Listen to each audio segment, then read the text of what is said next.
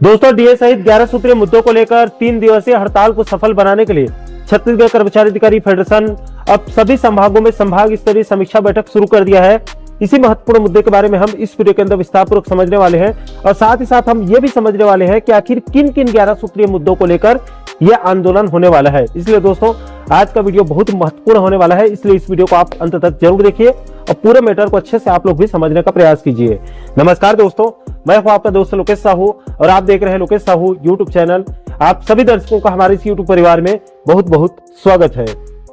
दोस्तों, आपकी जानकारी के लिए बता दूं कि प्रदेश के कर्मचारियों और पेंशनर्स के डीए डीआर सहित 11 सूत्रीय मांगों को लेकर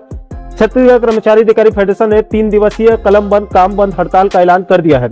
जो कि पहले 22, 23 और 24 दिसंबर को 3 दिवसीय आंदोलन होने वाला था। लेकिन चूंकि इसी बीच 22 दिसंबर से 27 दिसंबर तक शीतकालीन अवकाश होने वाला है, जिसको मद्देनजर रखते हुए फेडरेशन ने अपने 3 दिवसीय हड़ताल में आंशिक संशोधन करते हुए इसे 1 सप्ताह के लिए और आगे बढ़ाते हुए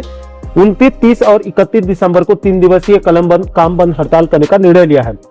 दोस्तों, आपकी जानकारी के लिए यह भी बता दूं कि इस 3 दिवसीय आंदोलन को सफल बनाने के लिए फेडरेशन के प्रांतीय पदाधिकारियों की तरफ से राज्य के सभी 5 संभाग में संभाग स्तरीय बैठक लेने का भी निर्णय लिया है, जो कि पहले 13 दिसंबर से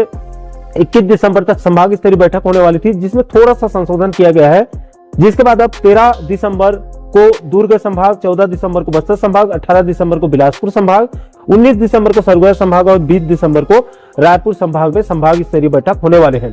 दोस्तों, प्राप्त जानकारी के मुताबिक तय रणनीति के अनुसार छत्तीसगढ़ कर्मचारी अधिकारी फेडरेशन की परसों 13 दिसंबर को दुर्ग संभाग में संभाग स्तरीय बैठक आयोजित हुई है, जिसके कुछ तस्वीरें आप अपने मोबाइल स्क्रीन पर देख भी सकते हैं। इसके बाद कल 14 दिसंबर को बस्तर संभाग में संभाग स्तरीय बैठक आयोजित हुई है, जिसमें छत्तीसगढ़ कर्मचारी अधिकारी फेडरेशन के प्रांतीय संयोजक कमल वर्मा जी के साथ साथ फेडरेशन के और भी अन्य प्रांतीय पदाधिकारी जैसे कि पंकज पांडे जी, रोहित तिवारी जी, संतोष वर्मा साहब, संजय ठाकुर जी, मनोज साहू जी, कैलाश चौहान साहब के साथ साथ और भी कई अन्य प्रांतीय और जिला स्तर के पदाधिकारी इस बैठक में उपस्थित हुए थे। दोस्तों,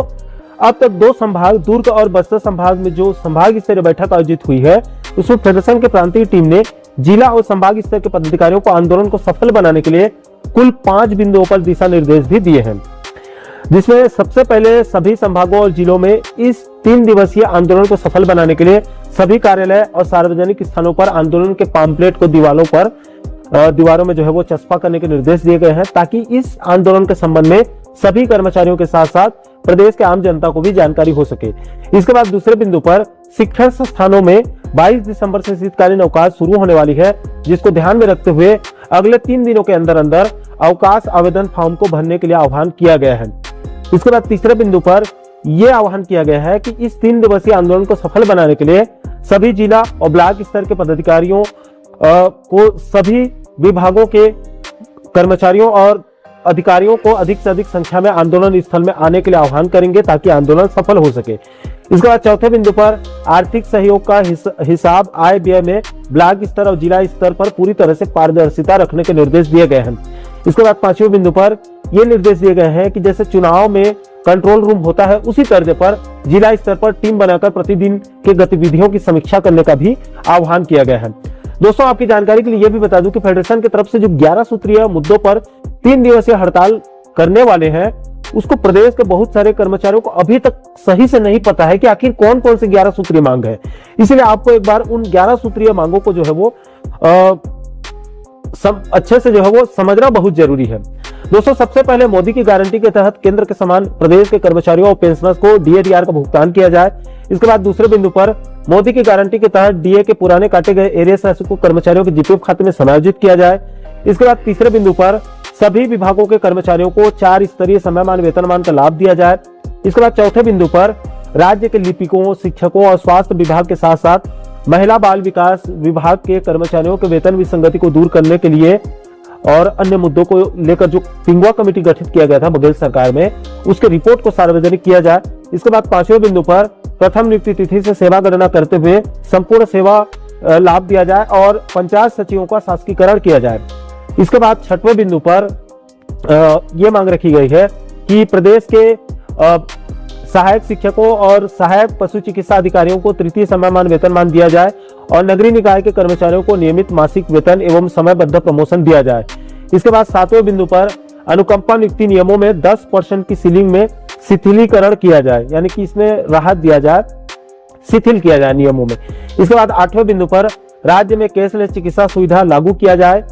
इसके बाद 9वें बिंदु पर अर्जित अवकाश नकदीकरण को 240 दिनों से बढ़ाकर इसको मध्य प्रदेश के तर्ज पर 300 दिनों का किया जाए। इसके बाद 10वें बिंदु पर प्रदेश के दैनिक संविदा और अनियमित कर्मचारियों का नियमितीकरण करने के लिए ठोस रणनीति बनाई जाए। इसके बाद अंत में 11वें बिंदु पर सभी विभागों में समानता लाते हुए रिटायरमेंट की आयु को 62 वर्ष से बढ़ाकर 65 वर्ष करने की मांग शामिल है। तो दोस्तों, डीए सहित इन्हीं 11 सूत्रीय मुद्दों को लेकर छत्तीसगढ़ कर्मचारी अधिकारी फेडरेशन की आगामी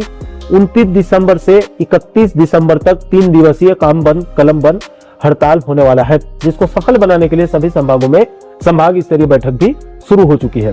दोस्तों, इस महा आंदोलन को लेकर आप लोगों की क्या राय है, नीचे आप लोग कमेंट बॉक्स में अपनी प्रतिक्रिया जो है वो जरूर शेयर कीजिएगा। और साथियों, आप आगे भी कर्मचारी और पेंशनर जगत से जुड़ी इस प्रकार के महत्वपूर्ण मुद्दों पर आप आगे वीडियो देखना चाहते हैं तो आप हमारे चैनल को जरूर सब्सक्राइब कर लीजिएगा, ताकि आने वाले सभी नए वीडियो के नोटिफिकेशन जो होंगे आप लोगों तक तुरंत पहुंच सके। दोस्तों, इस वीडियो में फिलहाल अभी के लिए इतना ही। इस वीडियो को अंत तक देखने के लिए आप सभी दर्शकों का बहुत बहुत धन्यवाद।